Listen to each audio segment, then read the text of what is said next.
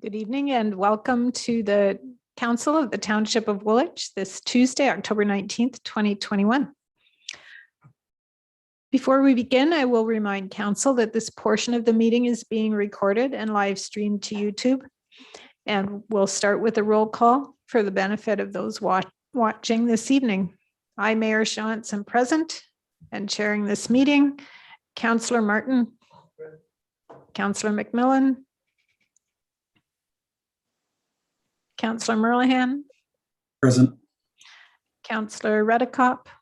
Present. And Councillor Shantz. Present.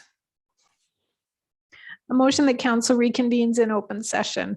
Moved by Councillor Shantz, seconded by Councillor McMillan. All those in favor? That's carried. We'll start with a land acknowledgement. The land on which we meet has been here from time immemorial. People have inhabited southern Ontario for about 10,000 years, and we acknowledge the Attawandaron, Anishinaabe, and Haudenosaunee peoples who lived here when the settlers arrived and who share this land with us. May we together learn to care for and respect each other, our flora and fauna, and the land we inhabit together. As we begin our meeting, let's take a moment to reflect in our own way on our roles and responsibilities to each other and to the broader community.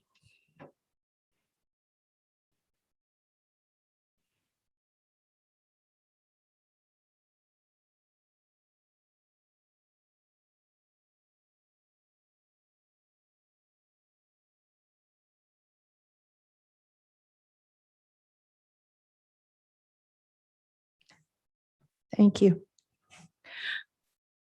Are there any disclosures of pecuniary interest this evening? Seeing none, there are no items to come forward from closed session. Motion that the following minutes be adopted as presented. Council minutes from September 21st, 2021, Committee of the Whole from October 5th, 2021, and Special Council of October 5th, 2021. Would someone like to move those?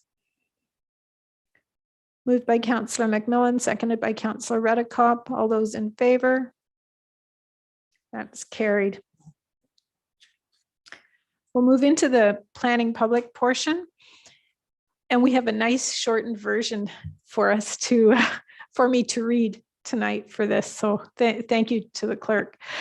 The following portion of the meeting is for information only and no decisions will be made tonight. Any questions can be directed to Development Services staff following the meeting. I declare the public meeting to be open. And the first item is official plan amendment 1/2021 zone change application 3/2021 and draft plan of subdivision Activa Holdings Inc. And I will call on Mr. Vink. Thank you, Madam Mayor, members of council. So as the mayor mentioned, there's no official plan amendment, zone change amendment, and plan of subdivision for Activa Holdings. This is for a 30.7 hectare vacant piece of land at the corner of Church Street West and Barnswallow Drive. They kind of surround the land, surround the Gale Presbyterian Church, and they're on the south side of Church Street.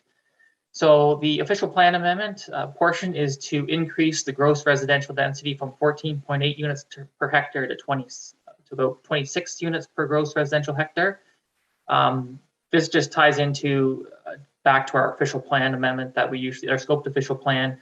The council did propose increases, but that still has to be approved. So they're still working on our current place official plan that has the older densities in place at this time. So they did need that official plan amendment proposed. In addition, they're proposing the zoning bylaw amendment to implement the proposed plan of subdivision.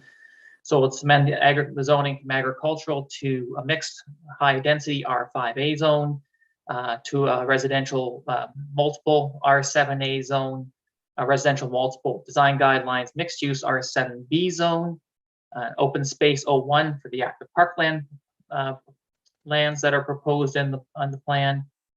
An open space 02 for the stormwater management facilities, and a portion of about half the subdivision is proposed to be placed in a holding provision because of the need for additional wastewater servicing capacity in the future. So In addition, all of the residential zones are proposed for some light site-specific amendments to address lot area, lot width, setbacks, and some parking reductions to accommodate the proposed plan of subdivision.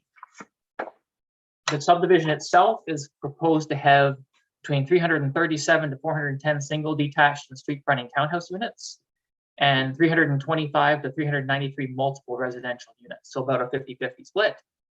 In total for about 622 to 803 residential units on the entire plan of subdivision. As per your map 2 attached with the report, you can see that there are various zones that are proposed and where they are proposed, being the lighter green as the residential single family, the brownish being the townhouse blocks, the green being the open space for parks and stormwater management facilities. There's 2 parks, one on the north end and one on the south end. And the kind of brown color, which is the proposed development, larger development blocks with multiple residential units. The proposed subdivision will connect to both First Street and Eagle Drive, running those streets up from there. It will also connect one connection to Church Street, and there'll be 2 connections off of Barn Swallow Drive, being in the area of Brookmead and Bristol Creek Drive. So there'll be some overall connections to the rest of the town of Elmira. There were a number of reports and studies that were received. They're listed here in the planning report and the planning public report, and they're all posted online for people to review and look at and provide comments to as appropriate. We have received some comments from area residents that are also attached for council to review. Generally, they're talking about just questions around density, traffic, pedestrian movements, noise, and some just connections further for proposing future connections further west. We are starting to receive comments from various agencies and working with those comments. We'll be providing all this to the applicant to look into as we proceed forward. Obviously, the next steps will be for the various agencies and the comments to be compiled and reviewed with the applicant, and then we'll move forward at some point with a draft recommendation report to council for their approval and the draft plan of subdivision. That'll take a while, but that is the process that we'd be moving forward with. If council has any questions, I'll be willing to answer them, but I think the applicant has a presentation to go over this more in detail. Free to answer any questions. Councillor Merlihan. Thank you, Mayor Shantz. Through you to Mr. Vink. I'm wondering if you can tell me about the storm water management ponds there or area, and how was it in concert with the township that they wanted those facilities to front onto Barn Swallow rather than, I don't know, the back of the subdivision or somewhere? Can you speak to that? I will do my best. It's tied to the overall servicing and where you're collecting stormwater. So they're collecting the stormwater from the subdivision, and these are the points where it's going out towards the rest of Elmira. So this is where the logical spots start to be, where you collect the water without having to build extra piping to run through the rest of the subdivision. So the natural flow is west to east. So that's why the ponds are on the east side before they then outlet towards the Beisel drain on the north end, and then the other drain just below Brookmead. So they'll be outletting to those facilities. So that's why they're capturing the water there in those locations. Okay. Now, will these ones be a little bit more manicured? There's stormwater management ponds throughout different subdivisions, and some are in better condition than others, and they don't tend to have any kind of lawn cutting around the area. Some of them are a little unkempt looking. These particular ones, just because they're on a very visible road, I'm just wondering what the treatment would be. And then I'm also wondering if along Barn Swallow, if there's chat with the reconstruction as to some sort of larger multi-use trail along there, and whether or not there would be room for that along that side. So yes, thank you, through you, Madam Chair, to Councillor Merlihan. In terms of the overall design of the ponds, that hasn't been finalized yet, and what the look will take. It will be up to infrastructure, development engineering infrastructure services to take the lead to give direction on what the maintenance would be like and how manicured they'd be. The more manicured, the more cost, right, to maintain. So often we do try to naturalize them as best we can, just because that is also a better way for the cleaning the water that comes through. But it will ultimately be up to infrastructure services as to how they want to take on and maintain these. In terms of connections, there will be sidewalk connections definitely at the intersections with Brookmead and Bristol Creek to have those pedestrian crossovers there. But I'm not aware of any other pedestrian flows across in terms of trail links. The current link across the road, but south of Brookmead is obviously, there isn't a trail, there is a trail south of Brookmead, but that can't be linked anything beyond the sidewalk in this case, because just the way the trail is designed over there. The other stormwater pond would then be a mid-block crossing, which wouldn't be necessarily recommended just for safety purposes. If it's a crossing mid-block, not near an intersection, that people will be looking for people to be crossing. So something that could be looked at if the trail does go around the swim pond, but we'd have to review whether the safety there concerns or not with the mid-block crossing. Yeah, okay, well, I'd like if that could be worked on. I mean, we've been talking about barn swallow reconstruction for a very long time, and some sort of trail that would, extend eventually all the way down barn swallow and around and link up to some of those other trails would be nice. And I think now is the time when you're starting to dig into the dirt there that we can make those plans. I have other questions, but I'll wait till after the presentation. Okay, thank you. I agree with Councillor Merlehan. I think it's important that we get a decent trail for cycling and walking on Barn Swallow as part of the reconstruction. And if it becomes part of this subdivision or not, that's, I guess up to you guys to figure out, but we need a good trail along there. Okay, are there any other questions for Mr. Vink before we go to the applicant? No, okay. Welcome, Mr. Chauvin. The floor is yours. Good evening, members of council, Madam Mayor. I have a presentation. I'll just share my screen and just, I guess, put the thumbs up. You can see that. Great. Thank you, members of council, members of the public listening in, staff. My name is Pierre Chauvin. I'm with MHBC Planning. We're a planning consulting firm out of Kitchener. Here on behalf of the owners and an applicant, Activa Holdings, who is a local developer based out of Waterloo. We've owned these lands for a number of years now. And I'll just quickly go through this presentation and then I'll hopefully answer some questions that council may have. Hopefully this will work here.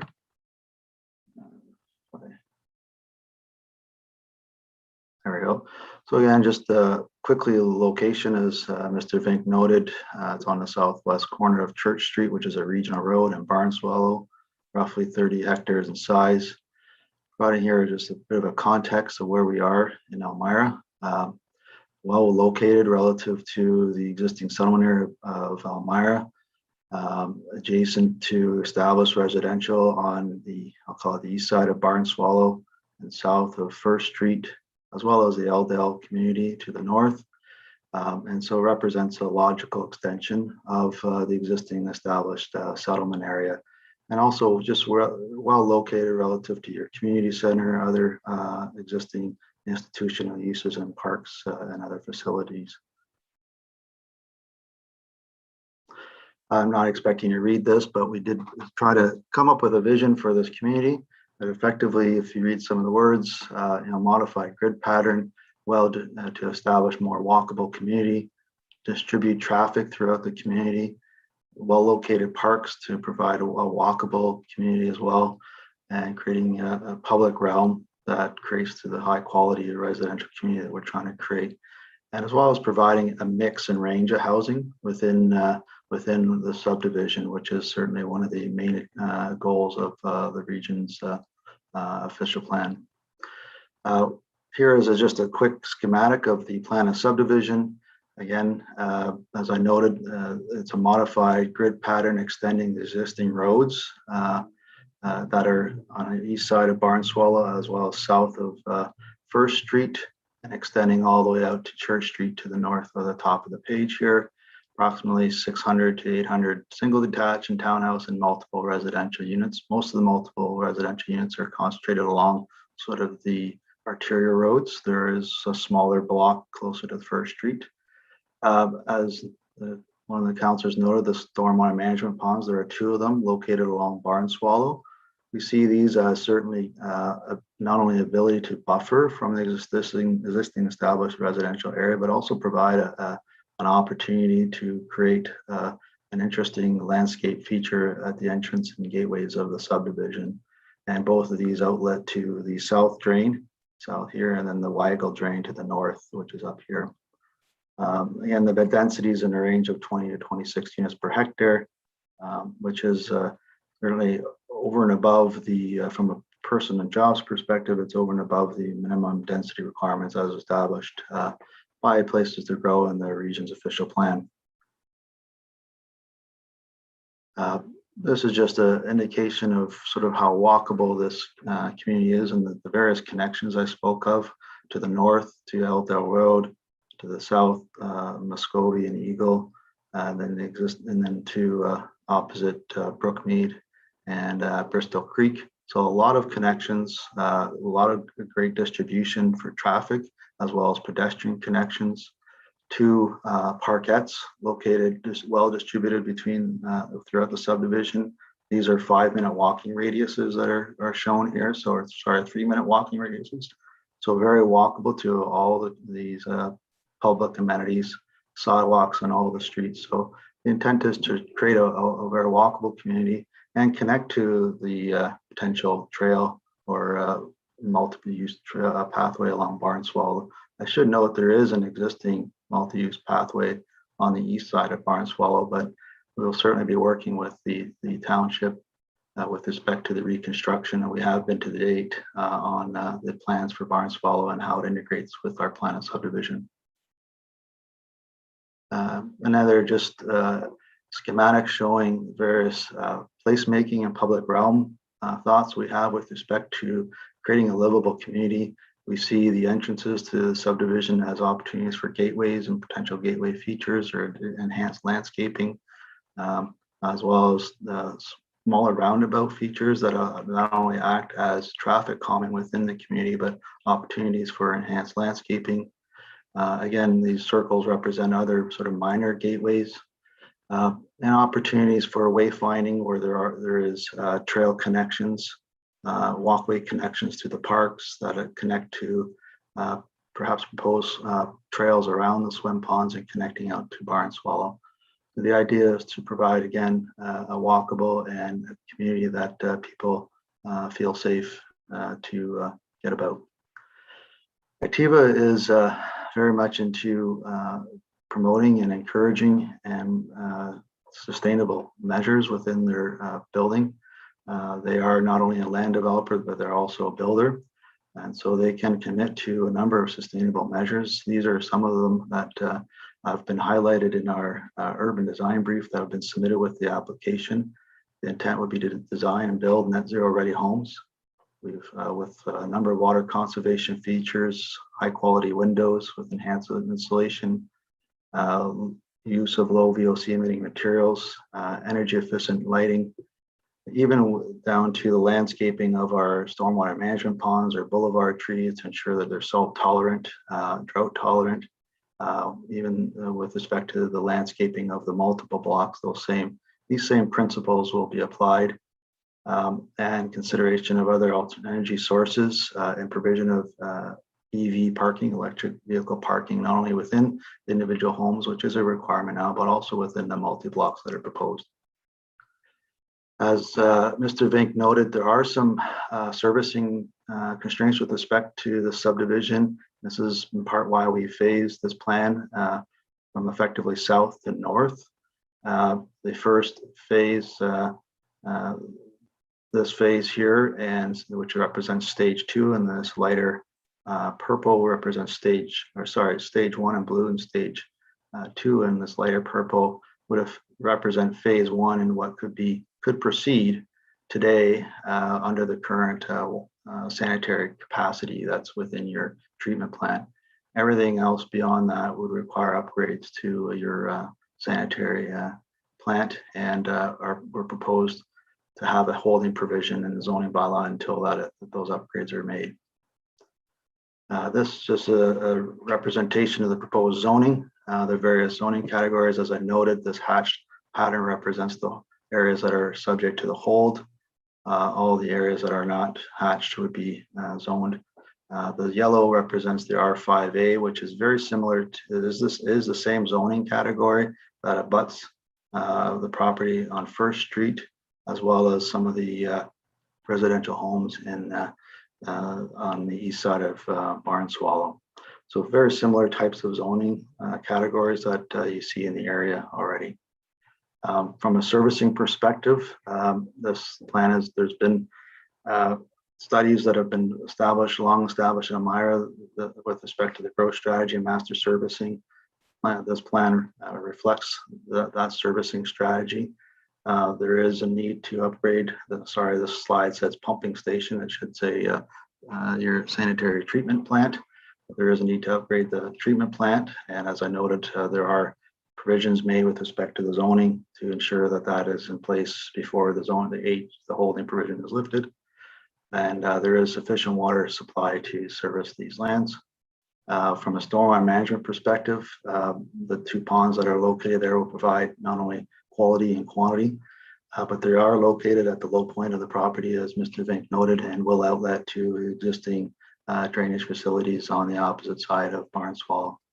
The traffic study was completed. At the end of the day, I did recommend that there be a left turn lane on Barnswallow at Bristol Creek. And the intent is hopefully that these road improvements could be completed at the same time as your proposed road improvements on Barnswallow. Simply put, it could be done in terms of the asphalt, and then the line painting could be done at the time when the development proceeds. In summary, we believe that this development appropriately considers and is consistent with the planning policies, provincial policies. It conforms with your the regional official plan, as well as your current and new official plan. As Jeremy noted, the only reason for the official plan amendment required now is to simply adjust the density, which has been changed in your new adopted plan, which is before regional staff for approval. But effectively, this plan will conform with that new plan if it is approved as it is. This development also will contribute to a range and mix of housing, which is desperately needed in a community, and will help contribute to attainability and affordability within the community, and also contributes to developing this whole notion and concept of a complete community, providing for a mix and range of housing types and community facilities, extension of trails, etc. Those all help contribute to developing the Elmira community. As I said from the outset, these lands represent a logical extension of the Elmira settlement area, and it's time that these lands are brought forward for development, in our opinion, as they can be adequately serviced, as I noted previously. And ultimately, the zoning that we've put in place will allow for the design flexibility as the market evolves over time. This isn't going to be developed all in one shot, but it does allow us to respond to the market needs as they arise. So with that, those are my comments, and I'd be happy to answer any questions that the council may have. And if I'm asked, I'd be happy to come back afterwards to answer any of the comments arising from the public as well. Thank you. Okay, thank you. Council, what questions do you have for Mr. Chauvin? Can I get the whole screen up?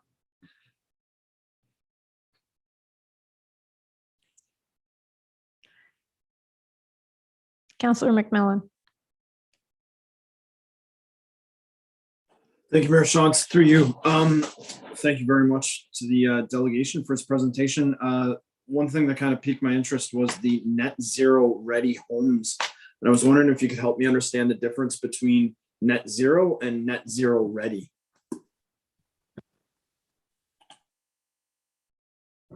Go ahead, Mr.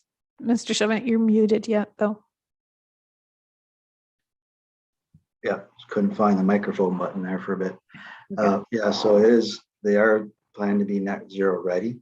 Apologize if that slide wasn't clear. His intent that they'll be net zero ready, so that they will be ensure that they meet all sort of sustainability criteria established, and these are things that are being implemented through the building code already, but the intent is to ensure that they are compliant with those criteria. Go ahead.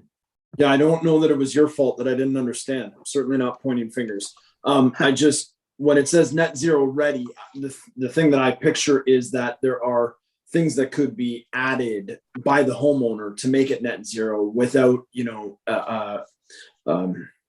without structurally changing the property, but that it wouldn't necessarily be put in, that the homeowner would have some type of choice or something like that, as opposed to it actually just being net zero.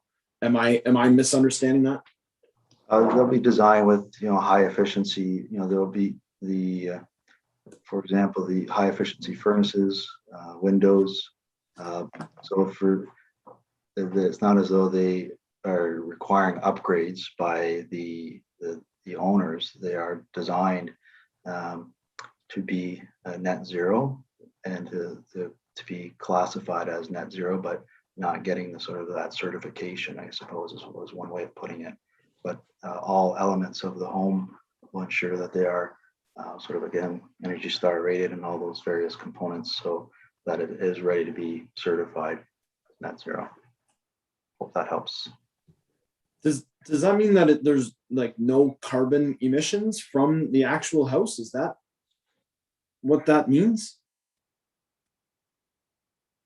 Through you, Madam Mayor, the whole concept of net zero is essentially that you're offsetting your carbon emissions with the energy savings that you're with either through the building materials or the type of either the materials are renewable sources or the amount of savings you're doing through additional heating and cooling systems or your windows. It's offsetting sort of the typical energy consumption that you have from an average home. Thank you. Other questions? Councillor Shantz and then Merlihan. Thank you. Through you to Mr. Chauvin. Medium density, is that the apartment type of housing? Am I getting that right, or is that something different? Sorry, when you're referring to is medium density, you're referring to the multiple blocks I was referencing, or typically? Go ahead. Is that in stage 4? Am I reading that? Yes.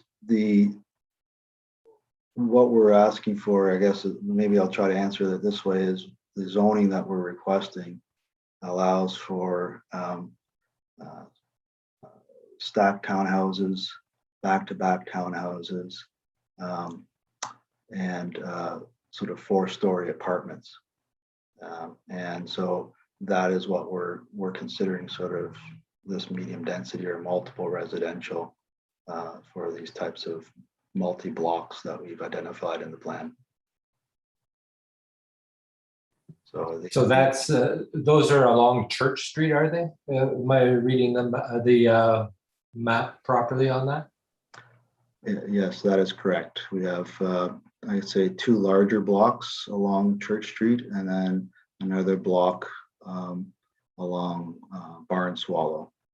And again, through those would be subject to site plan eventually in terms of the design and look of those, how they interface with the streets. Our intent is there wouldn't be direct access onto Barnswallow or Church, but they would present themselves so that they look like they're facing those streets and sort of providing a vibrant streetscape. And again, the intent is providing a mix and range of housing, which leads to sort of different types of housing in one community that people can move and ideally perhaps age in place and to provide more attainable housing within one area. Okay, and then if I could just one more, Madam Mayor, the sustainability consideration, and you listed a lot of things. Is Activa familiar with our topsoil minimum standards that we've put in place? Yes, I believe, yes, we are. I think they're very similar to what other municipalities in the region have done. So we're used to implementing those topsoil requirements. Okay, thank you. Councillor Merlehan. Thank you, Mayor Shantz, through you to Mr. Chauvin. Yeah, my question was about the medium density and apartment blocks that you kind of answered already.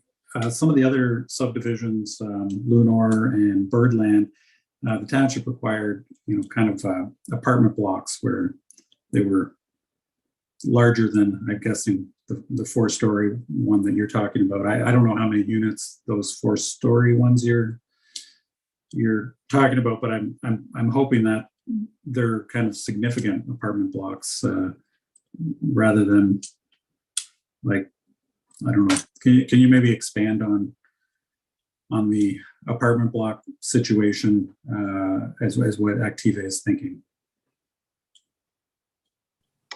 Sure. Again, we're really open to the form of housing that the market is hoping to look for. We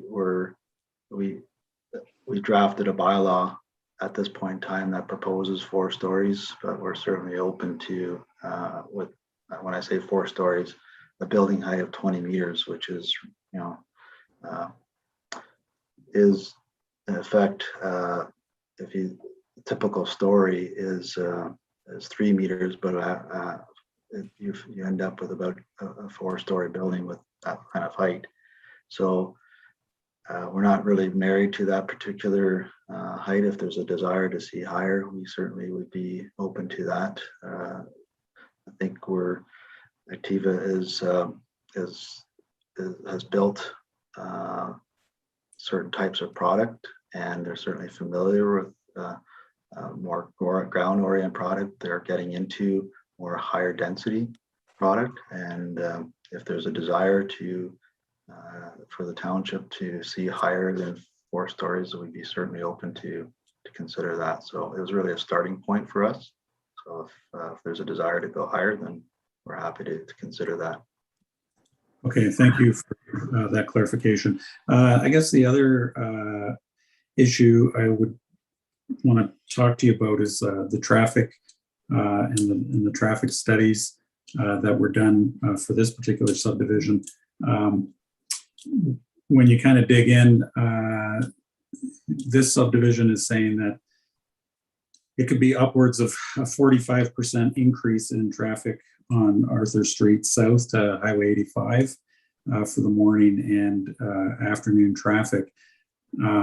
Already, traffic is a big problem at certain types of the day, and there isn't really a whole lot of discussion at the region, who is owning those roads, to alleviate any of that pain and suffering on commuters. And they're not looking at, I don't know, it's like 10 years away or something before they say they're gonna do anything. And traffic right now, your study started in 2019, saying that the traffic is going to increase significantly, and that didn't really take into account Birdland and some other areas of Elmira. That's just your subdivision. I don't really know what my question is here to you. It's probably more to Jeremy and about these traffic studies, but I'm wondering as a planner, when you look at it, I mean, you're in subdivisions in Kitchener, Cambridge, whatever, they have probably more traffic than we do as it is. But do those numbers of your traffic study concern you for your future residents in that subdivision that they're going to be coming into gridlock? Well, maybe I'll take a stab at it, and if Mr. Vink wants to jump in, he can. I've seen and reviewed a number of traffic studies in my career, and it's not only when they do the analysis, it's not only the development that you're looking at, but also the background growth.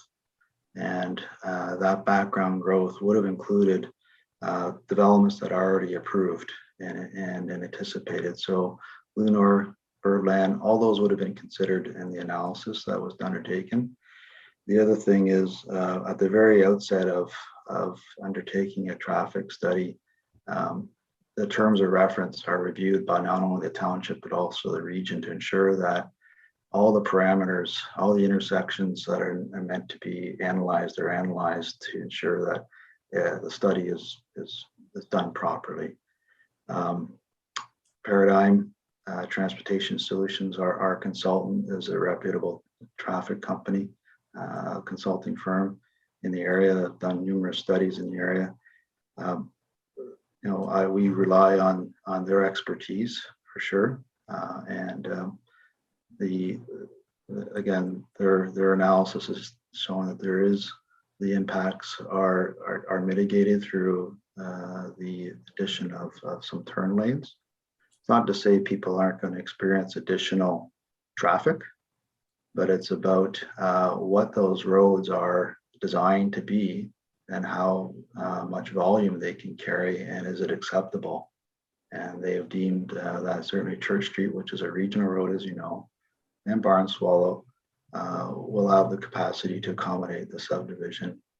And I guess the last thing I would add is the way we've designed the subdivision has a number of connections for vehicles, pedestrians, cyclists. We certainly promote and encourage alternative means of transportation, and want to provide those connections to this future multi-use trail on Barnswell, so that people aren't using the car so often, and so that again, also even in the design of our multiple blocks, they're designed with indoor bicycle storage, those types of things to promote the use of bicycles and alternative forms of transportation. So it's a multi-pronged approach to this, but I think again we also rely on some of the experts that we retain to pull this together. So sorry about the long-winded message or response. It's all good. I guess my other traffic related questions would be to Jeremy. I'm wondering if you can say tonight whether or not the left turn lane at Barnswallow and Church is going to happen in the reconstruction next year, like prior to this subdivision even going in. Through you, Madam Chair, to Councilor Merlihan, I do not know what the reconstruction drawings look like at this time. That's something unfortunately our infrastructure staff would work with. I haven't seen the drawings lately, so I could definitely clarify it for you in the future, but I don't have that answer tonight. I think there is one, but I cannot say it for 100% certain. Okay, and then my last kind of traffic would be for you, Jeremy, the 45% increase, the issues at South Parkwood already trying to turn there is hard for the residents there. The Listowel Road cutoff, the addition to Birdland. Where are we at with the region in making those road improvements. Do you know that, or would that be a Mayor Shantz question? Yes, through you, Madam Chair, Councilor Land. I saw the smile, Madam Chair. So that was, maybe you have a better answer than I do. I really don't know where the region is at this point of time and their long-term plans with, and their planning for any works along Arthur Street at this time. I know they were supposed to start looking at an EA at some point. Just not sure what their timing is offhand. The entire traffic study is before the regional Waterloo also, so their staff is reviewing and giving comments. So we will be expecting comments from regional staff just to where things are in terms of traffic. So we are corresponding with them and bringing forward these questions that have come up around traffic back to regional staff for their response. So they can provide details to us, myself as well as council when we bring forward the recommendation report. Okay, and then I guess if one other point you could bring up with the regional staff is the traffic study didn't really deal with any traffic coming through like First Street, Oriole Parkway, like through the main things. They kind of seem to focus more on Barn Swallow and the major outlets.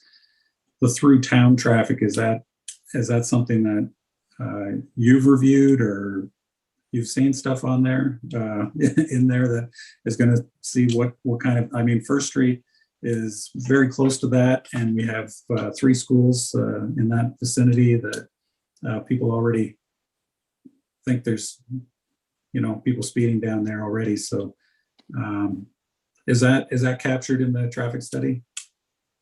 So yes, the traffic study takes a look at a number of roads and just where traffic is going to move away from the site and pointing out where they're going to do turns and start going down some of these side streets.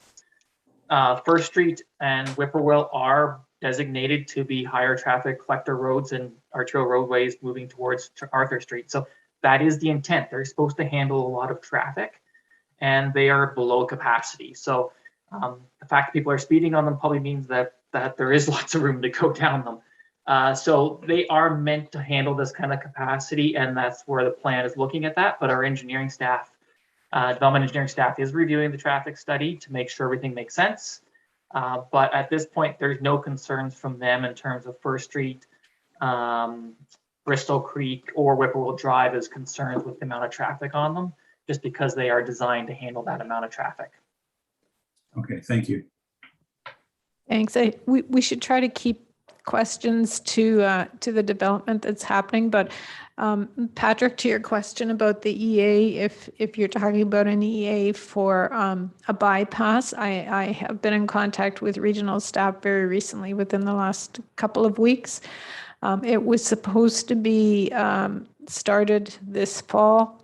It's now slated for the first quarter of 2022 to put that out for tender.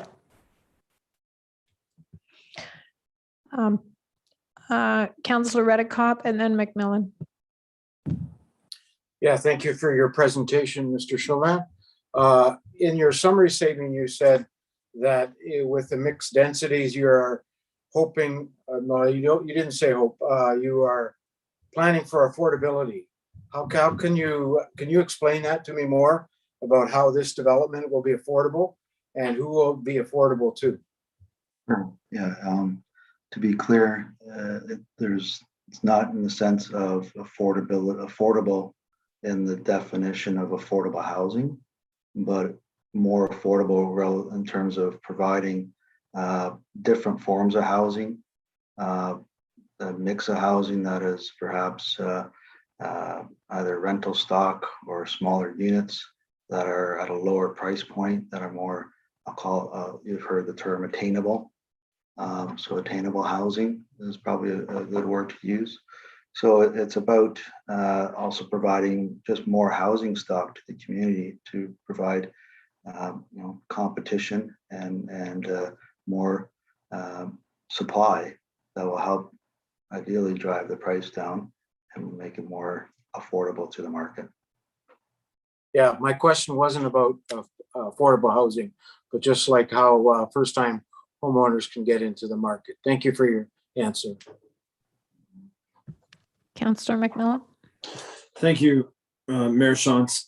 My question's for staff. Are we focusing just on questions to the delegation right now, or am I okay to ask a question to Jeremy? I think you can ask to staff. That would be fine.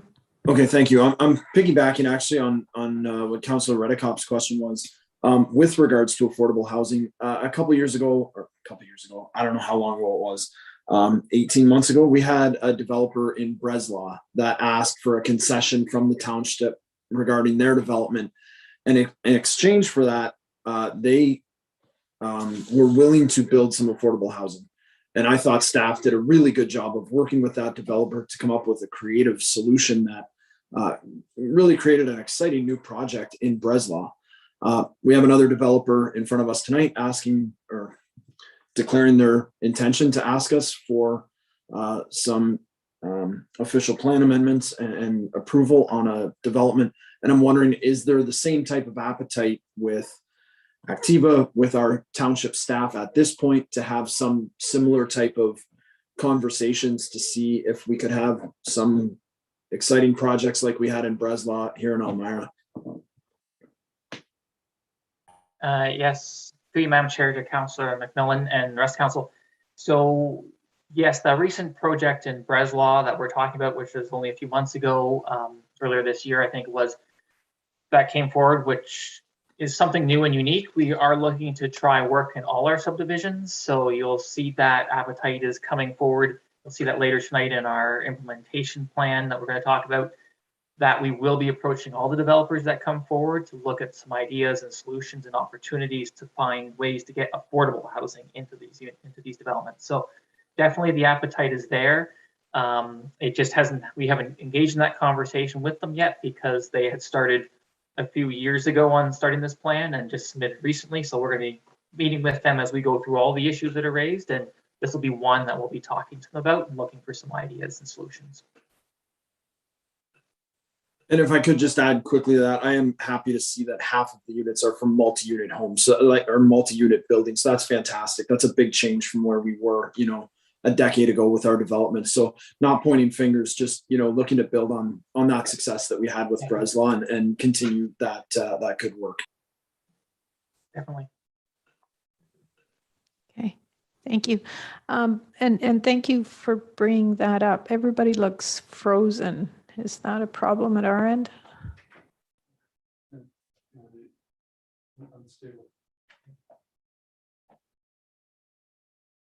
Okay.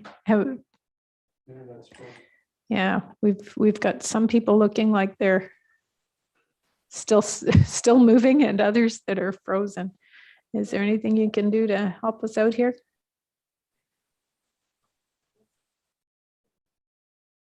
No, I think it's still, oh, at least my screen's frozen, what I'm looking at.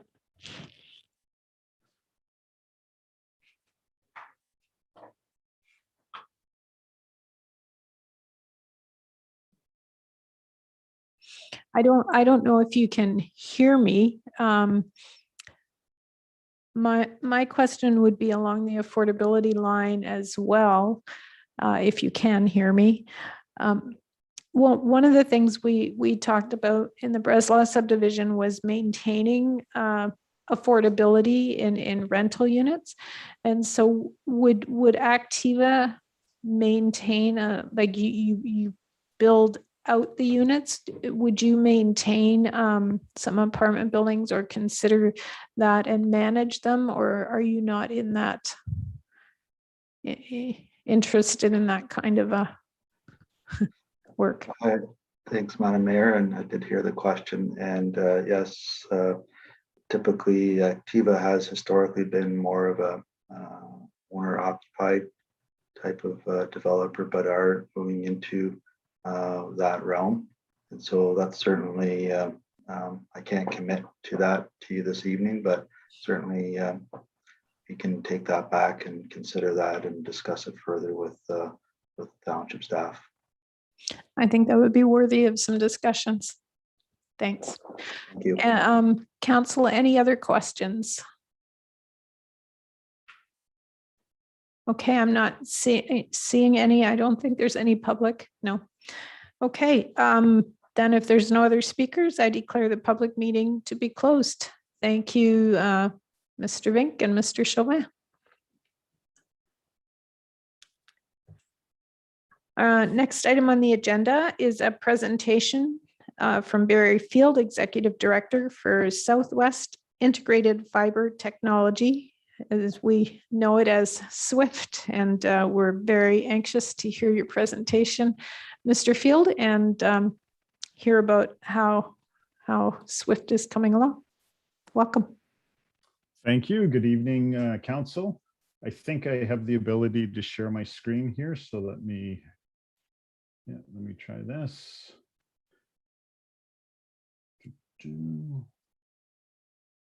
Yep, you should see my presentation up there if somebody can confirm that. Yes, we see it. Excellent. Short presentation tonight. I want to go over a little bit about the status of the SWIFT projects in your area. I also want to talk about other funding opportunities outside of SWIFT. I think everybody's well aware that the SWIFT program, while it did do some, it did address some of the issues in the region with respect to the digital divide. We certainly didn't have enough money to attack the problem for all people in all places. So there are a couple of other programs that are on the go right now, and I'd just like to bring those to your attention as part of this presentation as well. But first, let's talk about where we are with the SWIFT projects. There are 3 projects in your municipality, those being Waterloo 04 run by NFTC, Waterloo 05 ATEL, and Waterloo 15 NFTC. So let's start with number 4, NFTC. This is the area down here, kind of south of Maryhill in the pink. That project construction started in June of this year and is forecasted to be complete on or about the middle of March of 2022 as far as construction goes. And then it's scheduled to be fully in service a month later, the middle of April of 2022. The project value is roughly $1.9 million. And again, that project is on schedule. I have nothing to report as far as any delays that are happening with that project down here in the pink. The next one is Waterloo 05 ATEL. This project has run into some significant delays. Twofold there. One is kind of a result of the other. So there is apparently some construction, some road construction that has been happening in this area. And some of the roads that we were planning to construct on are detour roads for that construction. And as such, the permits to actually work on these roads has been delayed. I believe they opened up as of last month. But because of that delay, the construction crews that ATEL had scheduled to work on this project have subsequently moved on to other projects, of course. It's very typical for internet service providers to hire construction companies, external construction companies, to come in and do the work for them. So they are in the process now of trying to reschedule that work. I have this highlighted in yellow here. They were hoping to get this by the middle of October. That did not happen, and it will not happen. They are going to get back to me on when they can schedule crews to come back and start that project up. But as it stands right now, that's to be determined. The final project is Waterloo 15 NFTC. So this one up here around Floridale. That project, again, construction started in the spring of this year, back in May. It is scheduled to complete in July. Now, this is part of a bigger project. I know it looks relatively small here, but it's a bigger project that goes right into Wellesley. So it's quite a large project. It spans quite a few kilometers of fiber, and that's why you see this elongated schedule here. So they are on track to complete construction in July of 22, with final in service being the following month in August, by the end of August 2022. And that is quite a big one there, $7.3 million. So With the exception of Waterloo 05, everything, the other two projects are on schedule. Unfortunately, because of the road construction north of Mary Hill here, there is a delay to the final end date, or the construction start date rather, for this project. All of this fits within our funding window. We're funded under the Small Communities Fund, which is a joint fund between the federal and provincial governments. That fund closes down the middle of 2023, the end of June 2023. We need to have all of the construction done. So even though we're well within the that construction window, we would like to get this done as soon as possible, obviously. So hopefully within a few weeks, I should be able to report back with some sort of update on the schedule for that project. I can't right now, as I said, it's to be determined. There was an announcement probably, I don't know, 6 or 7 weeks ago, actually a bit more than that. It was right before the writ was dropped for the federal election. The Ubf and Icon Projects, so Ubf being the Universal Broadband Fund, and Icon, run by the federal government, and Icon being the provincial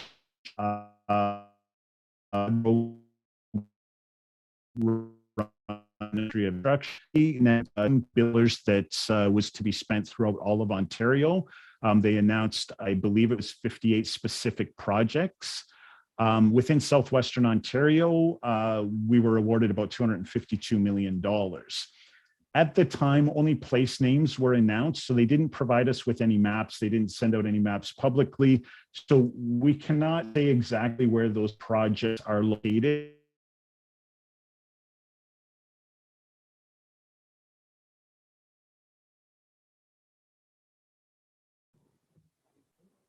Okay, there's irony in that. Okay. Jeff. If you want, we can try to get him back on, and maybe we just proceed with the rest of the agenda. Sure.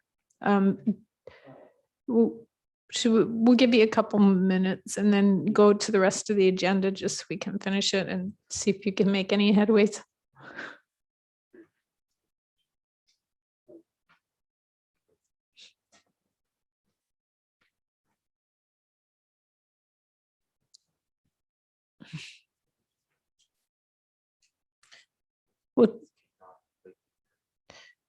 Okay, so we take a 5-minute break. Okay, we'll take a 5-minute recess and see if we can get him again. And then if not, we'll just move on to the delegation, or the delegation.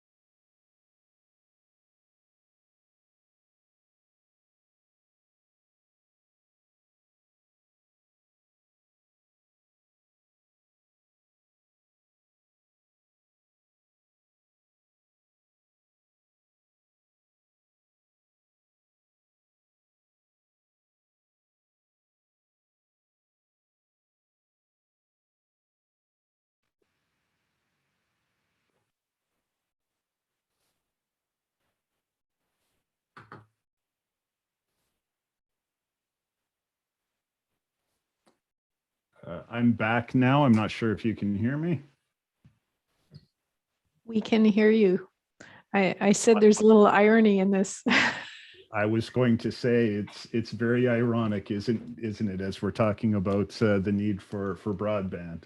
My apologies there, but Yeah. I think that kind of underscores the issue that we're talking about. Exactly. So, If you're okay with it, I'll try to just continue on. we'll just give it one more minute. We called a 5-minute recess, and Okay. Councillor Martin is out of the room at the moment. So I think one more minute will hopefully do it. Fair enough. And we can get Councillor McMillan and Councillor Redekop. All right, we'll give Marie another minute.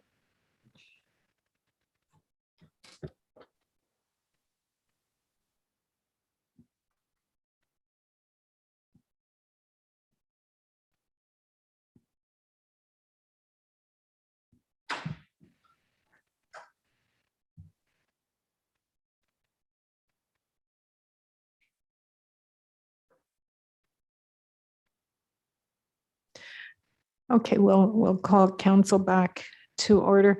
I wonder, Barry, if it would be better if you turned your video off. I can do that. Give that a try. And then you can carry on with your presentation. Alrighty.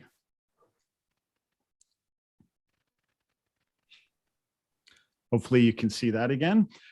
So as I was mentioning, so the UBF and Icon projects, there was an announcement that came out a couple of months ago about these projects. We are not sure yet exactly where they are and which municipalities are getting served by these. We continue to work with the province and with the feds as they reveal this information. I think there's still a ways away from that. So I think probably within the next couple of months, we'll be able to see where those projects exist on a map, rather than the named places that were released previously. So we look forward to seeing that information in the near future. The final project, or the final program that's being run by the provincial government, is called the Accelerated High-Speed Internet Program. And this is kind of the big one, right? So the province recently announced an additional $2.8 billion that they've put into broadband funding, rural broadband funding in the province, with the intent of launching a program that would actually serve all people in all places. Unlike the SWIFT program, unlike the UBF program, and unlike the ICON program, that were really targeting to do as much with the money that they had, but the intention was never to fix the problem for everybody. This program, on the other hand, has that intention, and they've got the money to back it up. So they've got roughly $3 billion in this program. What they are doing is they're breaking the province down into 97 lots, so 97 areas within the province, all based on this hexagon overlay of the province that the CRTC uses. And through the program, they'll set a reserve price establish per lot. And they will obviously remove the served areas from the lot. So any area that already has access to 5010 services will not be an eligible area within the lot, but everywhere outside of those areas will be eligible. So for example, the SWIFT projects I showed you earlier would not be eligible, right? They wouldn't intend to overbuild on those areas. Once they've established that, they'll issue an RFP, and they'll effectively do a reverse auction on those lots. So again, they'll set a reserve price for the lot, and they'll ask ISPs to come in and bid on that lot, and whoever bids the lowest price wins the lot. So they'll win the subsidy for the amount that they've bid. And they'll then have the responsibility to go into that lot and provide broadband services for everybody. They're breaking the lots down based on a designation of a wired lot and a wireless lot. So they're kind of predetermining which areas will get wireless and which areas will get fiber. That's really what we're talking about when we say wired. They're in the process, they've issued a request for qualified vendors. That process is happening right now. It closes at the end of the month. We expect to see the RFP come out sometime in November, with the program and the awards being announced very early in 2022. Unfortunately, the maps that are part of that would show you where you fit into those lots into the bigger picture. They were provided to SWIFT and to anybody that signed up to be part of this RFQ process, but they're under NDA, so I can't share them with anybody. But what I can tell you is that anybody from the municipality, or the municipality itself rather, has the right to go and participate in that RFQ. And by participating in it, it costs you $60. You sign up through Mercs, you can actually get access to the maps. And I'm encouraging all upper tier and lower tier municipalities to actually do that, because in some cases, we believe, first and foremost, that the municipalities should have access to that information, right? That you should be able to see what's being planned in your municipalities. So in some cases, I think there will be commentary or action from the municipalities towards Ministry of Infrastructure once that information is seen by the municipalities, which right now it is not. That's really the update I had. My apologies for the disruption there. But I'm more than happy to answer any questions you have, either about the SWIFT project or what I can answer about these other programs that are being run by the federal and provincial governments. Okay, thank you very much. If I can get Alex to put the counselors on the screen for me. There you all are. Questions for Mr. Field? Councillor Shantz. Thank you, through you. Is fiber still the way to go, or is 5G going to take over eventually, or how do you see that happening? Yeah, it's a good question, and we get asked it a lot. I don't think you can say that we're ever going to get to a state where there is fiber everywhere. Fiber is the gold standard. It's going to be the gold standard for the next 20, 30 plus years. Having said that, it's very expensive to do everywhere. So we kind of support a hybrid solution, right? Where you get, with the amount of money that you've got to fund a program, you get as much fiber out into the rural areas as possible, get as much of it out there, and then build on top of that with wireless, right? 5G towers, they need fiber backhaul. They need a fiber connection back to the bigger internet, if you will. So they kind of work hand in hand anyway. So again, we're proponents of a hybrid approach to this. I don't think you're going to get to a state where wireless is an appropriate solution for everybody, right? There's just too much traffic, too many subscribers. I think you can implement solutions that are hybrid, that kind of offload the wireless network, where you have density to do that, density of population and of households to do that. And where you don't, then wireless is a perfectly acceptable solution.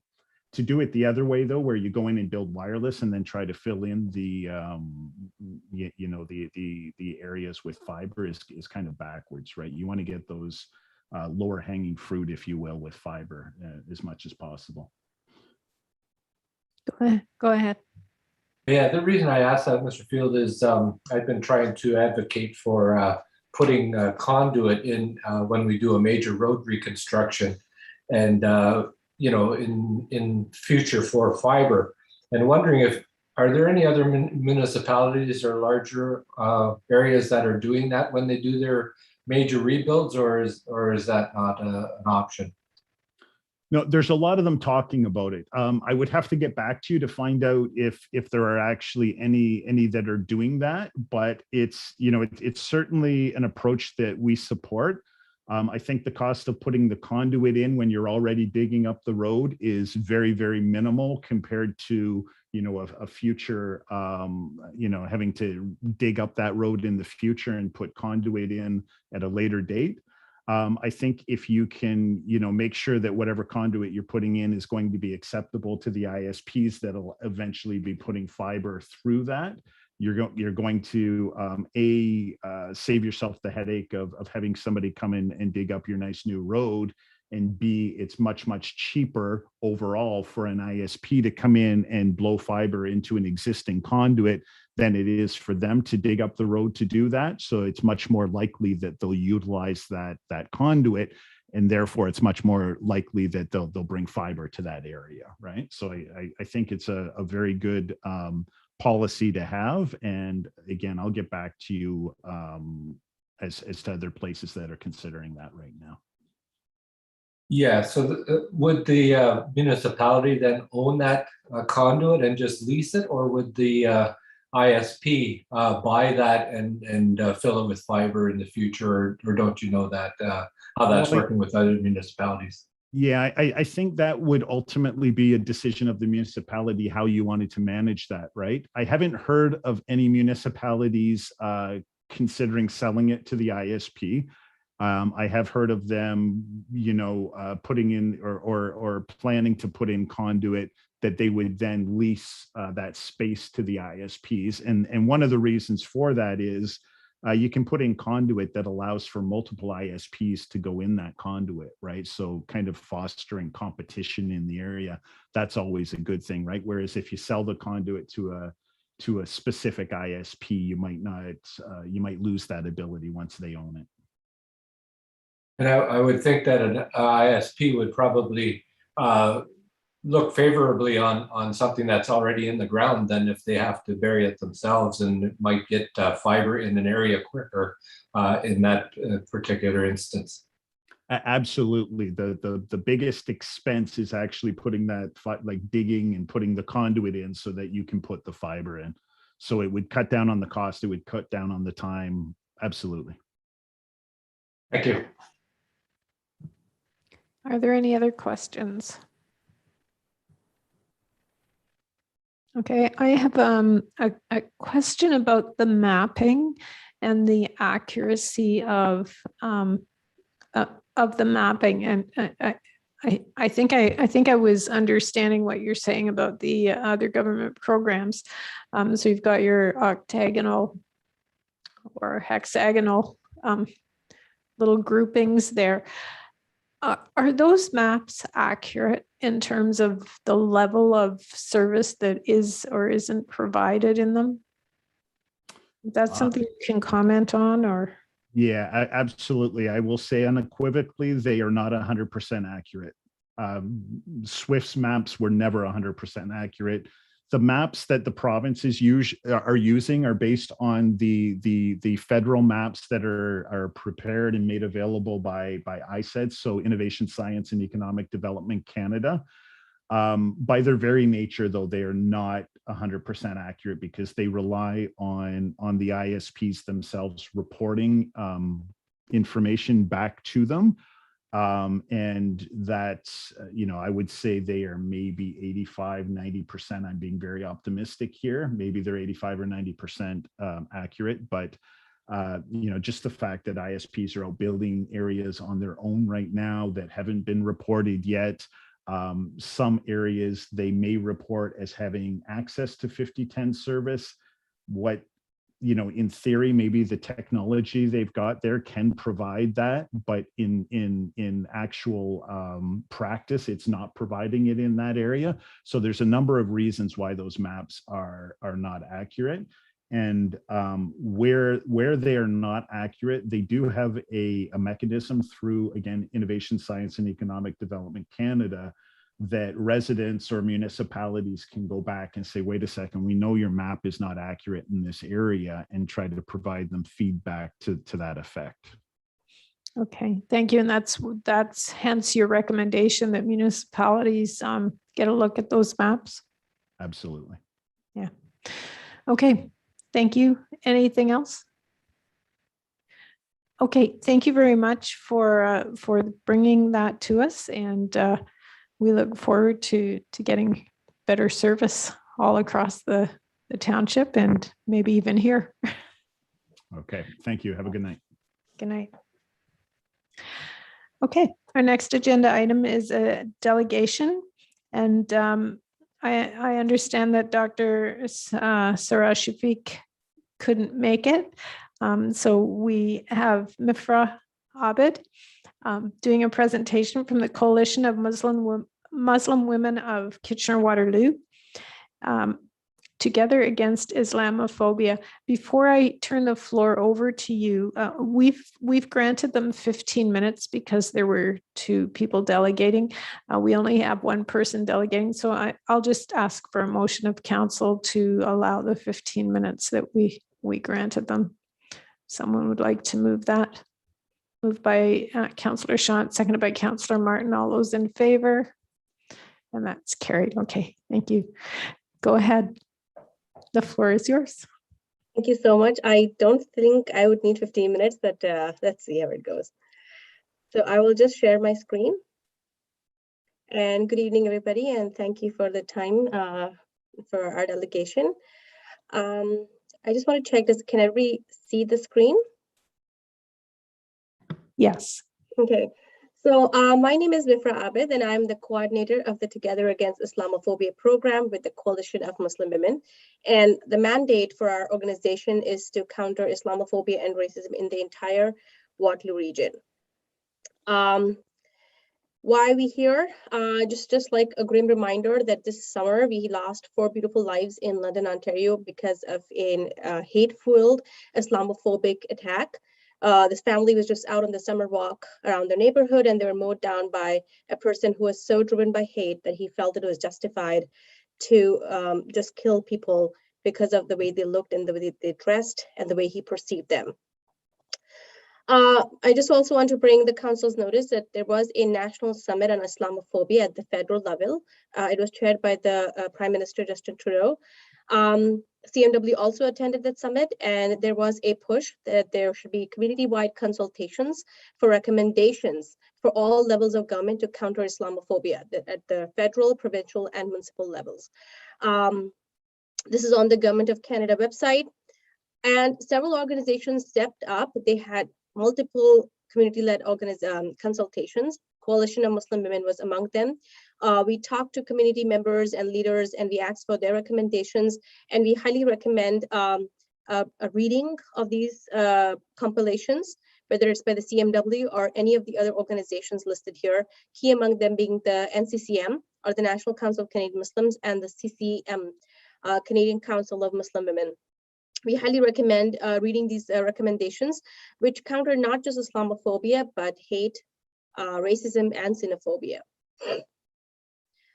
Here is just a snapshot of CMW's recommendations for municipalities, and we are going very local here. We are a local grassroots organization, and our focus is in the region. We would like the council to pass better street harassment bylaws, which are proportional and constitutional, and stronger harassment bylaws. Also invest in reporting and documentation of hate. Reports after reports have said that people do not come forward and do not document or report the hate incidents or hate crimes that they face because of multiple reasons. And we would like to propose dedicated funding to address Islamophobia, whether it's victim support, whether it's building those structures and dismantling systemic barriers. Also recommended our neighborhood planning programs in which communities can come down together and collectively counter the scourge of Islamophobia. Some of the other recommendations include developing leadership training programs for young Muslim women and youth, and funding for anti-Islamophobia awareness campaigns, and also investing in Islamic holidays and celebrating Muslim narratives, like in the Islamic History Month, which is actually undergoing this month. So October is actually Islamic Heritage / History Month, and the CMW would have liked to invite all council members to the community events co-organized by them. But before that, what is Islamic History / Heritage Month? So in 2007, the Parliament of Canada proclaimed this month as Islamic History Month, and in 2016, Ontario declared it as Islamic Heritage Month. But the purpose behind both these days are very similar, almost the same.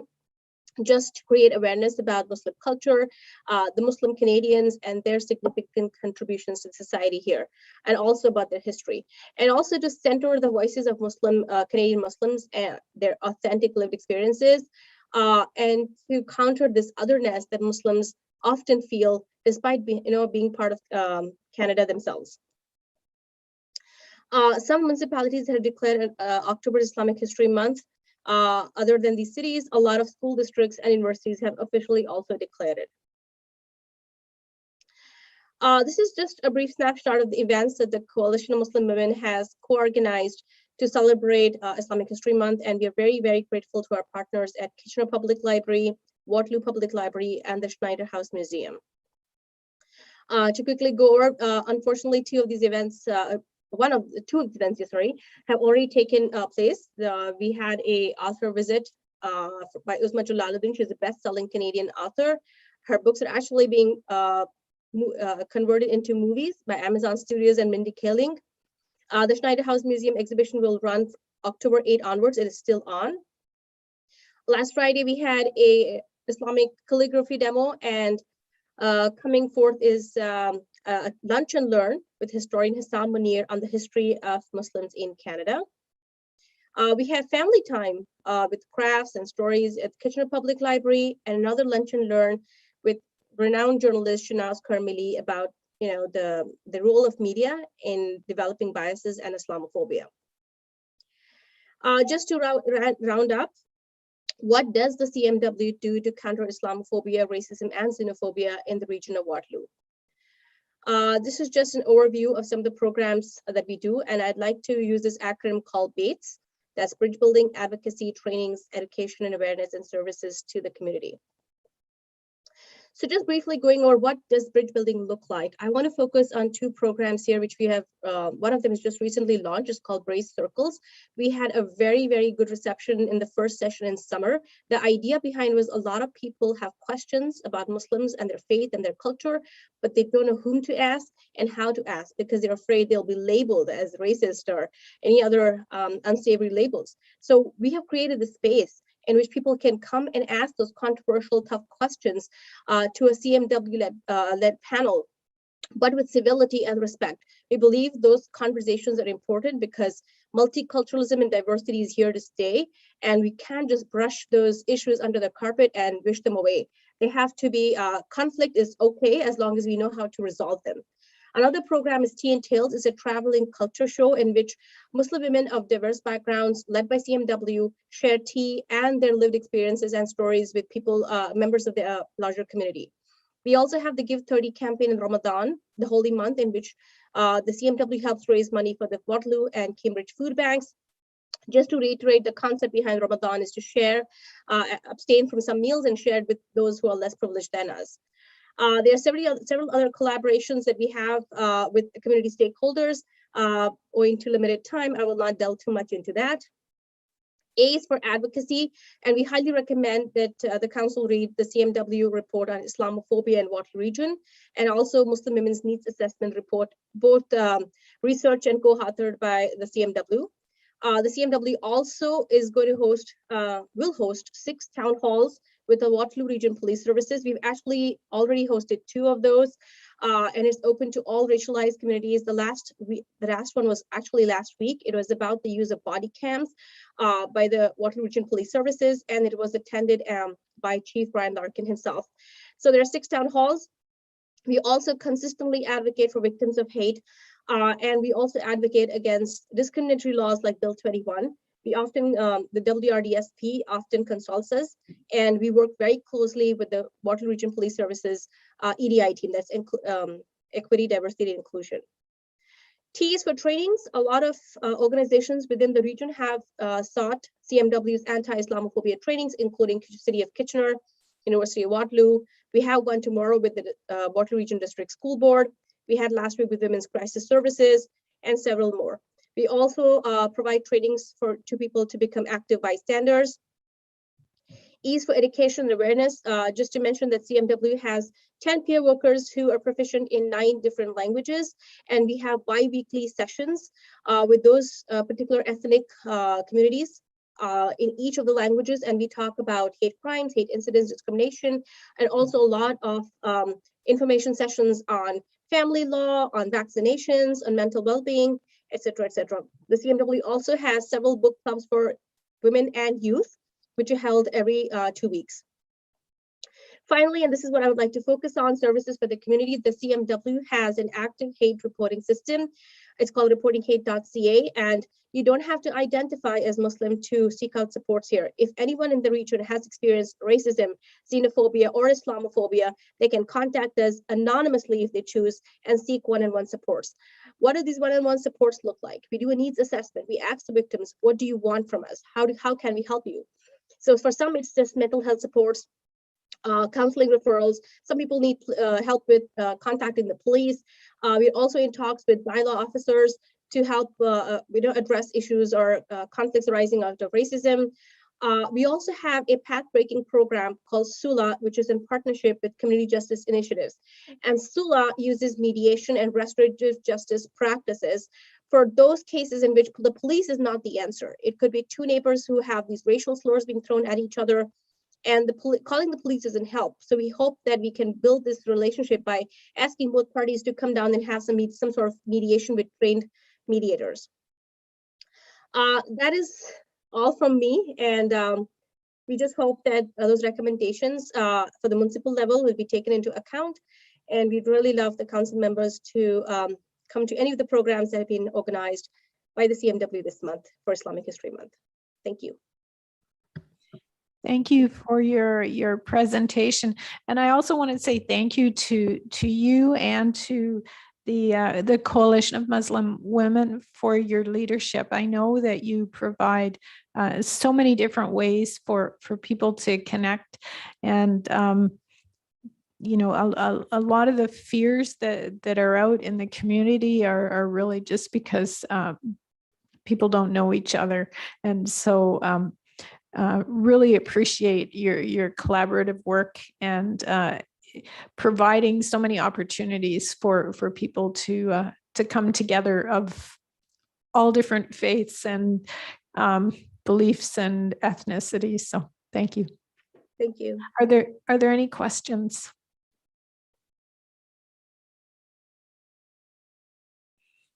Okay, thank you for your presentation, and we will take it to heart and think about how we can apply that in our work here. Yes, we really recommend that if someone could read at least one of the compilations of recommendations for the municipal level, we'd really appreciate that. We have several community-led recommendations in those compilations. Okay, thank you. Thank you. Thank you. Have a good night. Good night.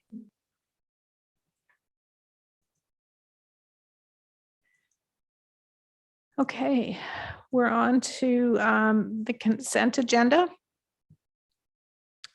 And that includes recommendations from the September 14th Committee of the Whole, correspondence, and items for information. Does someone want to move all of them or pull something? Councillor McMillan? I'll move approval of the whole consent agenda. Okay, is there a seconder? Councillor Merlehan? All those in favor? Oh, sorry, you've got a question. Sorry, I'd like to pull item number 4 so that council can talk about that again. The Integrity Commissioner reports. Okay. So then, do we need a motion to approve the whole consent agenda minus item number 4? We do, yeah. I would move that. That seconded by Councillor Redekop. Councillor Merlehan, did you have something else to say, or you were just going to second? I was going to second it. Okay. All those in favor of everything except number 4? That's carried. And number 4, do you want to start us off, Councillor Merlehan? Sure. So last committee of the whole meeting, we had to talk about the 3 different Integrity Commissioner reports about Councillor Martin And there were some recommendations there. So before I start, I just want to say that, you know, as a counselor myself, and I think I could probably speak for everybody, nobody here is perfect, and we haven't done a perfect job on all sorts of different things throughout. And I'm not looking or asking for that either. Last week,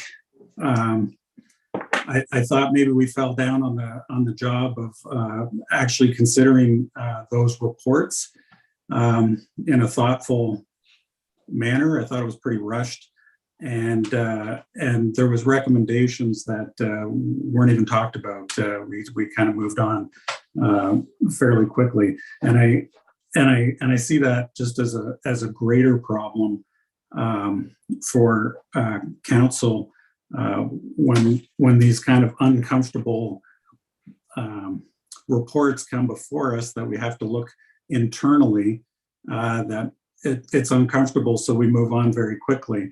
And I think that message that we send to the public, and we even send to council or to staff at the township, is not a good message. We have rules that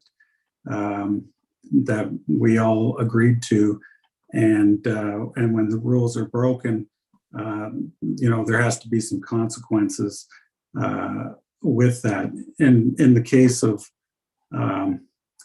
like forced apologies, I'm not really a fan of forcing someone to apologize. I think if you did something wrong, that's something that should come from the heart, and you reach out to the person that was wronged and deal with it that way. So I don't even we don't need to talk about the apology. Council seemed to accept that fine. But the message we send to staff, when we don't have any accountability for our actions as counselors, we send that message to staff that, you know, ever since I've been on council, you know, if something at a staff level happens or doesn't happen, you know, as council, we question, hey, how come this didn't happen? Who's responsible for this? Blah, blah, blah, blah, blah. And we expect that accountability of our staff. And there's been more than a handful of, you know, staff that are no longer work at the township because they were being held accountable.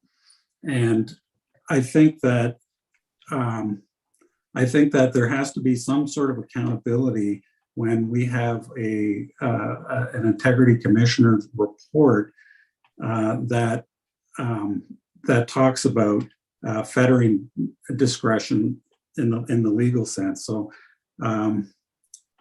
I would be concerned with that message. I would be concerned with that message always also applying to the public. This is the first integrity commissioner report township has had to deal with, and we have integrity commissioners so that the public can feel comfortable when they feel like council, you know, has done something or whatever, that we can go through that process and it's independent. And we got a recommendation, you know, to do that, and all we did was receive the information.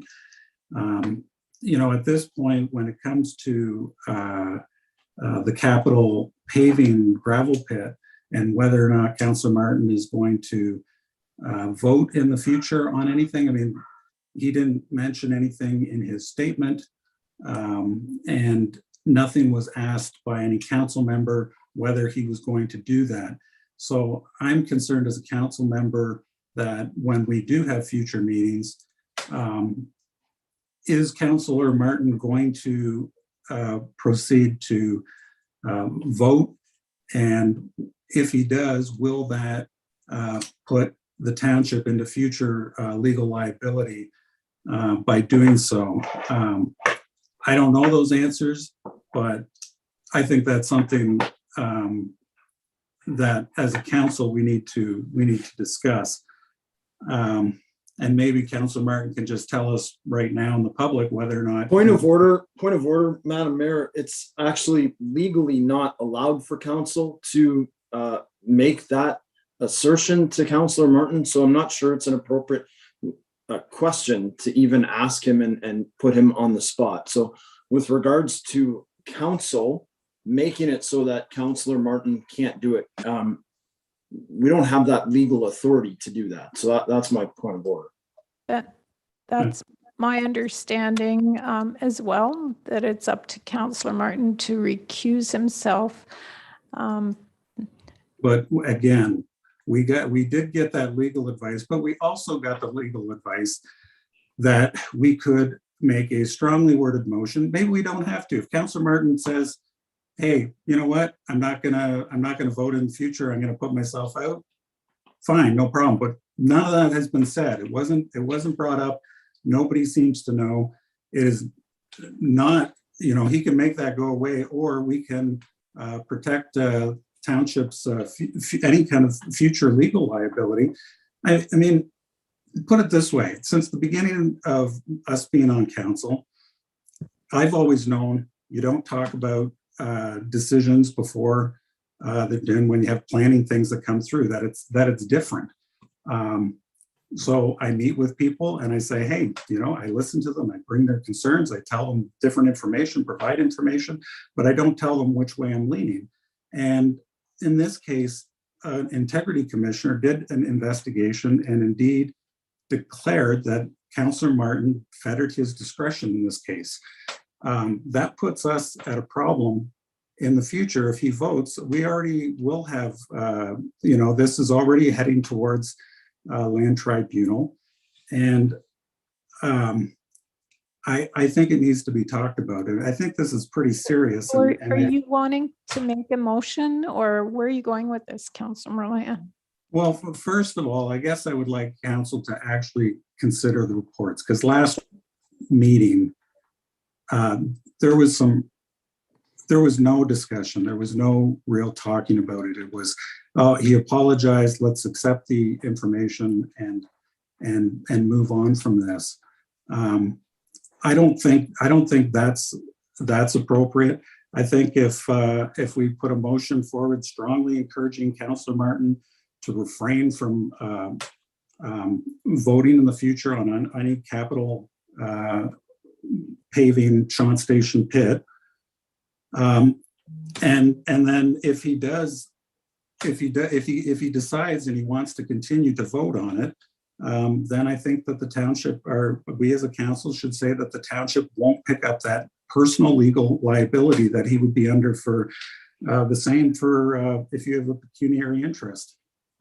Anybody can, call him out on that, and he would have to go through the legal process, and then typically the township would pay those expenses back. I would suggest that our motion would say Councillor Martin would be on his own if he continues to vote. That is something we can do.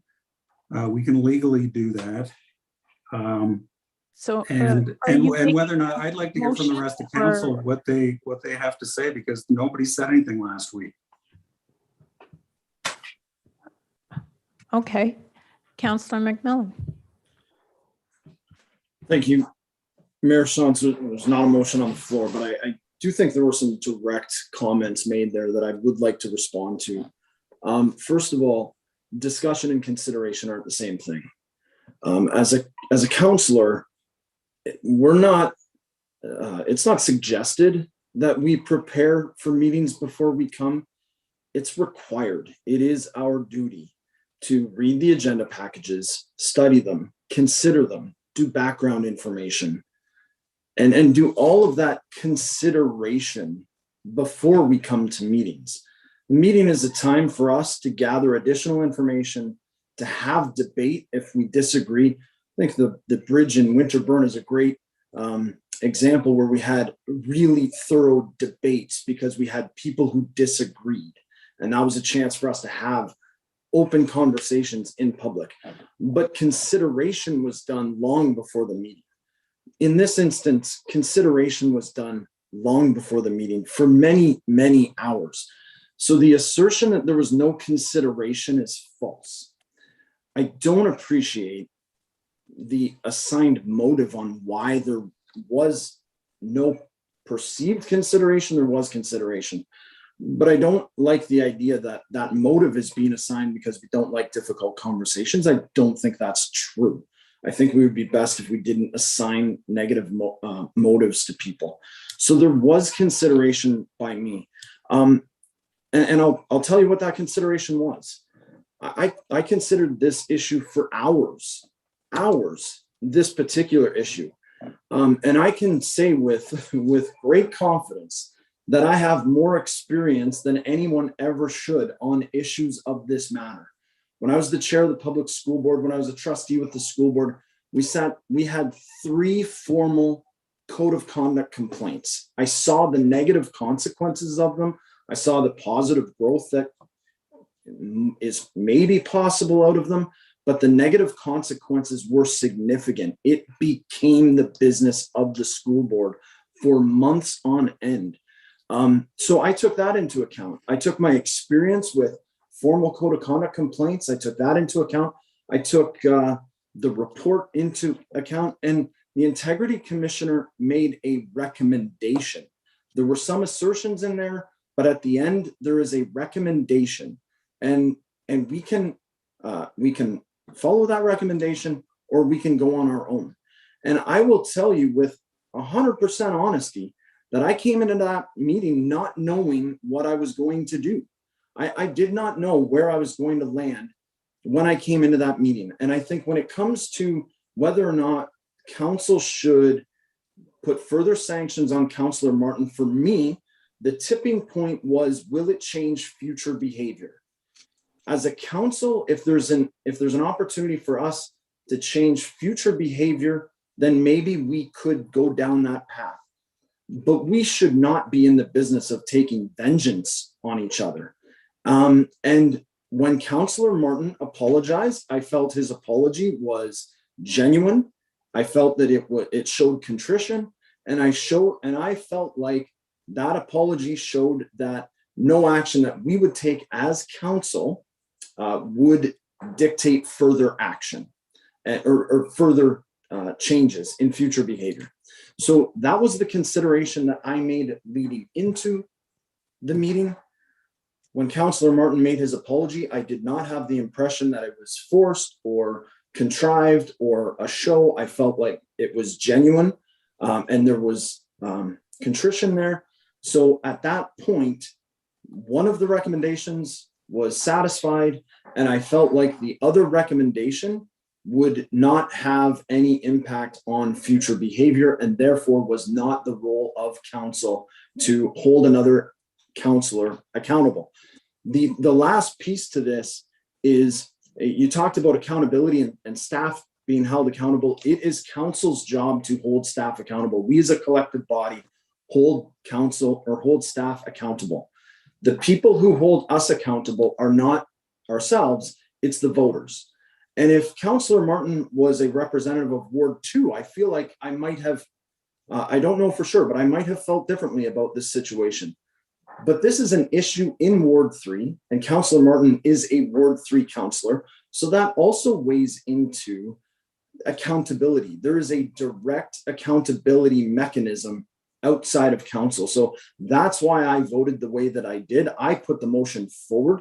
That motion was put forward after hours of consideration, after way too many weeks of straight hours of experience with this type of thing. I put that motion forward, and I would support that same motion again. So there is no motion on the table. I would put that motion back on. I would make that motion again, that we receive the Integrity Commissioner's report, note it as received, and take no further action at this time. And I think I've explained why this time. So I will put that motion forward, Mayor Shantz. Is there a seconder for Councillor McMillan's motion? Councillor Redekop? Okay, is there further discussion? Councillor Martin? Thank you. I'd just like to correct one thing that Councillor Merlehan said. He spoke about forced apologies. That was not the case. The moment it was brought to my attention under the code of conduct that I shouldn't have made a comment from the chair. I went to the clerk and said, I will take full responsibility for my actions and I will apologize for it publicly to council and to Ms. Bryant. And that was before I knew anything about recommendations. So there's nothing forced. That came right from my heart. Thank you for that. Is there any further discussion? Councillor Merlehan. Just a few points of clarification.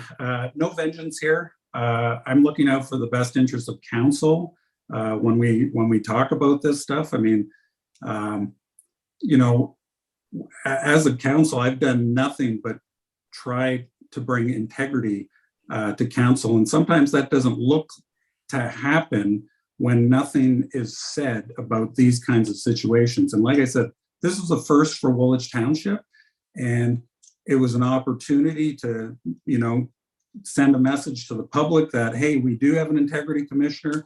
When they do an investigation, it looked like they put in quite a bit of time that is taxpayer expense. And then when it looks and it appears like council isn't considering it, you know, they don't see that Councillor McMillan spent hours thinking about this before, because nothing is said on here. And on a Zoom meeting, it's, you know, that everything went down in a matter of like less than 5 minutes. There's that. There's no vengeance here. We're just talking about the business of the council. There's nothing personal with that. Sorry, I didn't mean that you were acting vengefully. Sorry, I felt like that would have been the mood from council. Sorry I didn't mean to apply that to you, Councillor Merlehan. My apologies. Yeah, and then to Councillor Martin's, I guess, clarification for my using the word forced.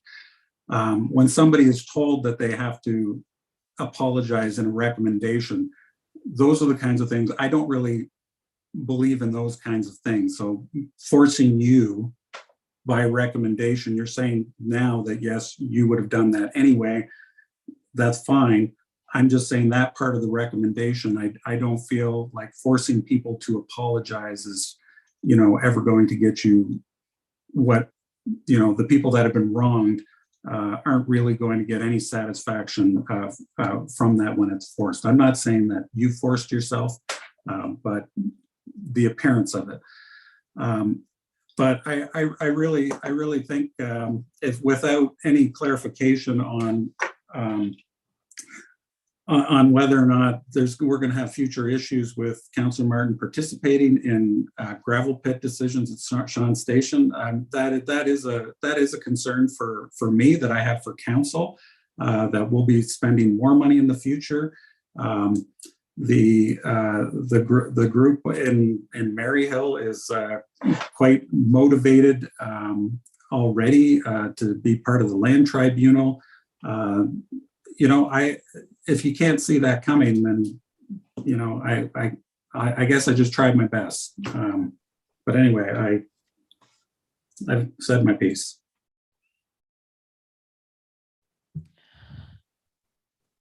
All right, is there any other discussion? Councillor McMillan? Yeah, just with regards to future votes, I mean, I think it's important to note that we are going to the land tribunal because we didn't pre-decide the outcome, as you know, was the issue with the complaint. So, I mean, we deferred the issue and now we're getting sued because we deferred the issue. So I think we've kind of cleared that hurdle already as a council, the fact that it wasn't, you know, a quick rubber stamp. So if we ultimately take a position as council, maybe that's something that we need to decide in the future, but we're getting sued because we deferred the matter. Well, maybe not sued, but we're going to the Ontario Land Tribunal, right? Yeah, sorry. It's a little different.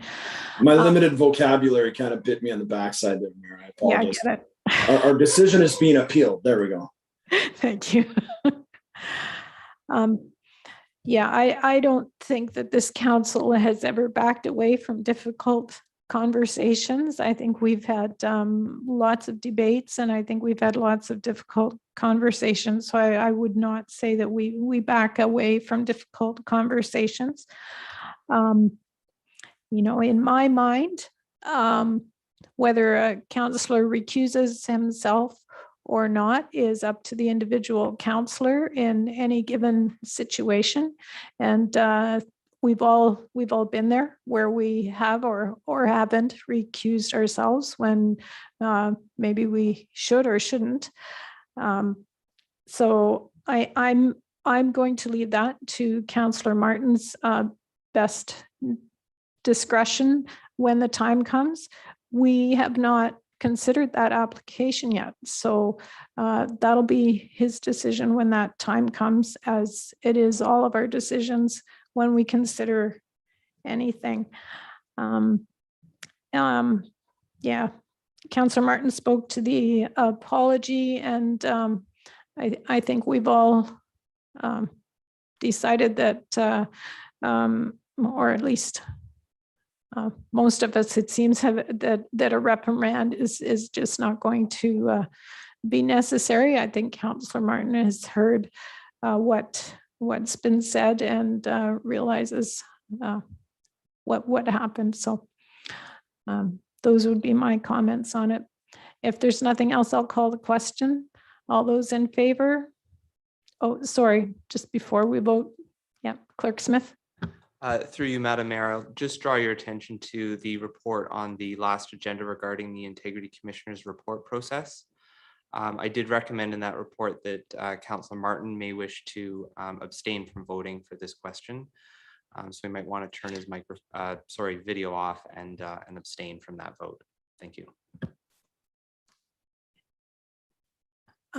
Is that his discretion or?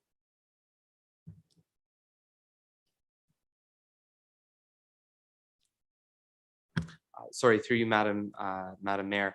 It was, I believe that's what's recommended in the Municipal Conflict of Interest Act, that you should not vote on your own, the outcome of your own Integrity Commissioner report recommendations. Okay, that So- makes sense. Makes good sense. Do you want to, or just turn your video off? I think is fine. Oh, well, you can go out if it's easier for you. All right.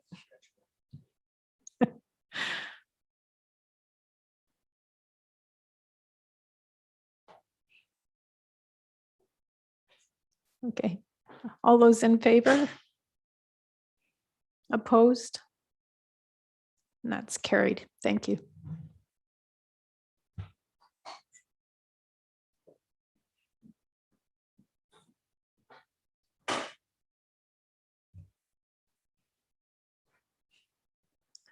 Okay, we'll move on to staff reports and memos then. The first one is Housing for All Implementation Plan, and I'll call on Mr. Vink. Thank you, Madam Chair, members of council. As you are aware, earlier this year, staff brought forward the Housing for All report, talking about attainable housing and affordable housing. And we had a list of recommendations that council approved. So the report outlines those recommendations, and the attachment brings forward the proposed implementation plan to follow with that. So staff have kind of broken it up and color coded it. Green means things we're going to work on shortly, starting already this fall. The yellow, kind of yellowy green, not the perfect color, but ones that are going to be a sort of midterm. They're going to start and go on a little bit into next year, into the end of next year.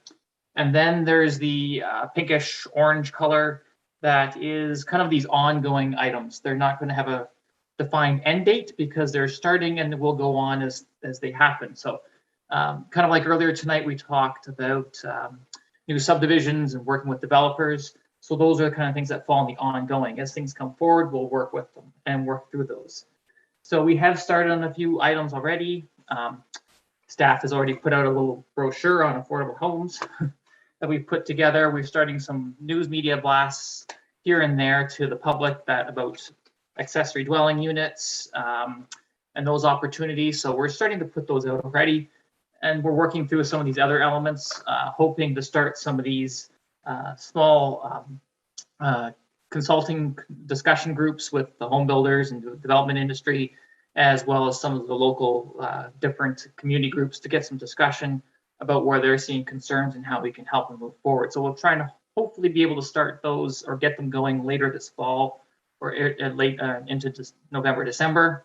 And like I mentioned, the other ones are kind of ongoing things that we will work through as we proceed forward. So the implementation plan gives you some notes, some timelines, and if there's any questions, staff is here to answer them, and any suggestions, definitely we'll take them into account. Thank you, Mr. Vink. Questions from council? Councillor McMillan? I don't need an answer tonight, but would there be any way for us to know how many accessory dwelling units have been created since that was implemented? If it's not easy, you know, I don't need that. Anecdotally, my sister was able to move to Elmira and is able to move into a house that would be very difficult for her to afford otherwise. She's putting in a basement apartment, and that income unit in the house is helping her attain that house. So if there was any way we could just get a number on the number of applicants for those, that would be fantastic. But if that's not easy, then certainly we can just keep going by the anecdotes we have. For you, Madam Mayor, to council. So in the first year, we had over 20 applications for accessory dwelling units, which is far more than we had anticipated. So we were figured we'd get a few, but we had probably around at least 20, and we've had a few more since then. So I'm pretty sure over 25 accessory dwelling units since the program opened up for us, that we changed the zoning. That's fantastic. Thank you. Councillor Shantz. Mine really isn't a question, it's just a comment. I like the way that the direction this is going, and your attachment here makes it very clear. So I like the way you have that laid out as well. So just like to thank you for the report. Thank you. Anyone else? Councillor Merlehan. Yeah, I just want to move the recommendation on that. I'm happy to see this come forward again. Okay, is there a seconder? Councillor Shantz, all those in favor? And that's carried. Thank you, Mr. Vink. Thanks for your work on this.